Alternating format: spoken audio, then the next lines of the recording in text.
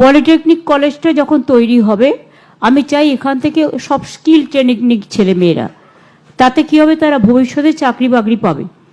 সেই জন্যই পলিটেকনিক কলেজটা যখন হবে তখন আবু বকর সাহেবের নামেই হবে, আর হসপিটালটাও যখন এখানে হবে তখনও ওনার নামেই হবে।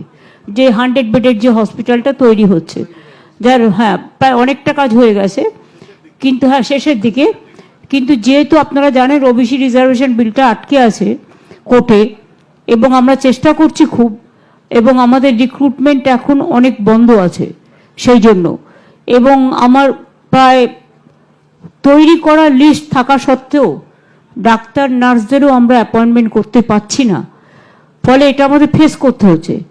এবং সেই জন্য যখন এগুলো হয়ে যাবে তখন উপযুক্ত ডাক্তার নার্স সমেত, একটা হসপিটাল তো এমনি চলে না, সেখানে ইনফ্রাস্ট্রাকচার তৈরি করতে হয়, ডাক্তার পাঠাতে হয়, নার্স দিতে হয়, সব কিছুই দিতে হয়। সেই জন্যেই ওগুলো যখন হয়ে যাবে তখন এটা চালু হয়ে যাবে, ঠিক আছে।